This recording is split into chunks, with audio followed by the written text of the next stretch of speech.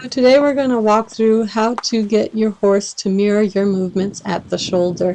This is some very old video of Navi and I. We actually had no idea what we were doing. This was my first attempt at Liberty, actually. So I'll show you some of the mistakes I made so that hopefully you can avoid these mistakes and have a cleaner and clearer communication with your horse. So let's dive right in. So the first thing you'll want to do is lean forward when you're about to move. This tells the horse that something's about to happen. And then something that you'll notice in this video is that I have a very short lead rope, and I'm actually jerking on her face when I'm asking her to move forward. It's better if you use the lead rope as little as possible, since eventually you won't have the lead rope. So here you'll see I'm actually pulling on it. But she's not moving forward, so I'll reach back and tap her with my whip on her hip, and I do it pretty softly. It's just like mostly an annoyance thing just to get her moving, and as soon as she moves, you'll see she has slack in the lead rope. She's going to fall back again, and so I'm going to reach back and ask her to catch up with the whip again, and then once she catches up, I give her back some slack.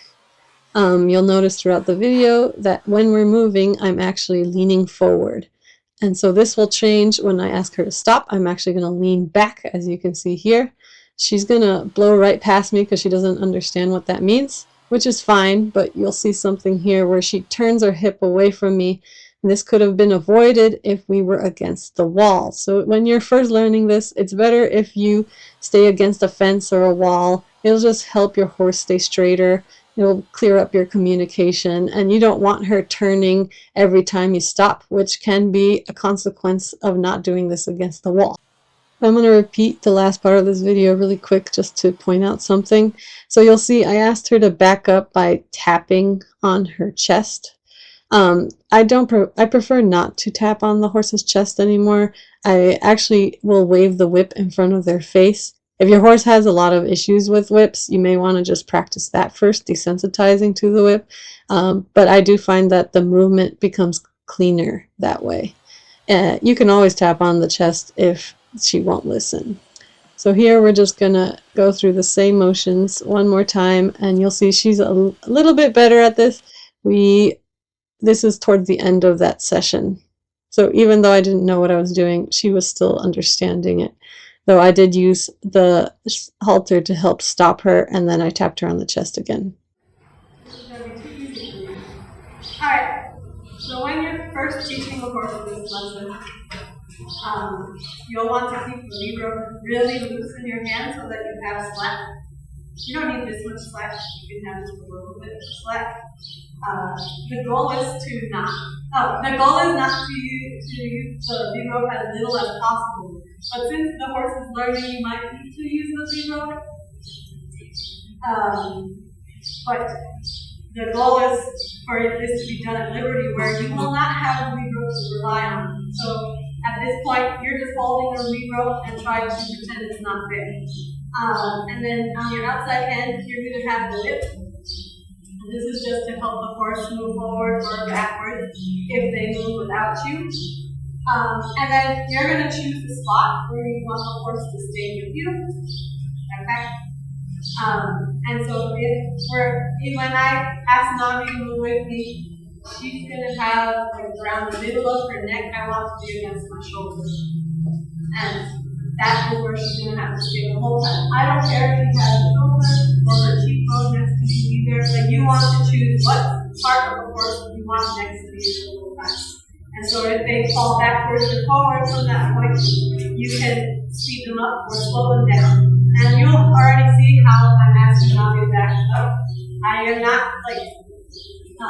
in my old video, you'll see that I was tapping her on her chest to back her up. But I found that actually the easier way to do it is just to bring the whip in front of their face and just wave it around a little bit.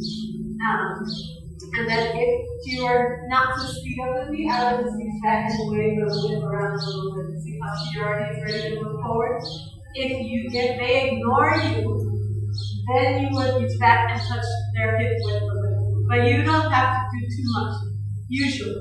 You just start with a 4-beat pattern, kind of like 1, 2, 3, 4, and then you can get more loud if they keep ignoring you. But usually you won't need to do so. So I'm going to start this thing by leaning forward so that she knows we're about to move, and then come. Okay, and then when I want to stop, I'm going to lean back. And see, she stopped a little bit ahead of me, so I'm going to ask her to back up. And so the middle of her neck is right at my shoulder. And then you appraise them. And so we'll try it again.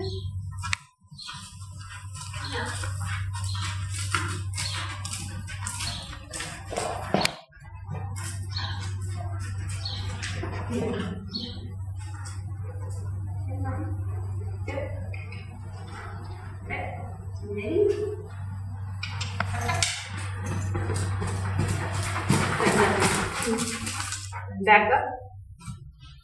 And you can even have them back up with you. Back, back, back, back. Yes. Nice. And then I like to use a bridge cue to let them know when they've done what I wanted to and the exact moment they did it, in case it takes a while for you to praise them. And you can either use scratches as a praise or treats, or just the rest, like just standing here. But my bridge cue is yes. It's the same as clicker training. Alright, so the goal in all of this is to actually do it at liberty. So you want to start off the same way as you did with the lead rope against the wall. It'll help her stay straight with me. And so that's where you would start. So the same, you'll do the exact same thing, except you won't have a lead rope in your hand. But the goal is to feel the exact same way about it. Just because you don't have a lead rope in your hand doesn't mean you need to start worrying that the horse is going to leave. Because if they leave, you can always call them back. And you can always come back to the lead rope if they're not ready, and that's fine. Alright, so we would do the same thing where I'm going to lean forward, tell her that we're about to go. Go, let's go. And I can reach back with my whip. And then I'll stop.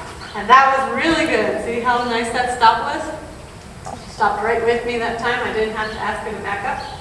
And that's a good way to end it. Take care.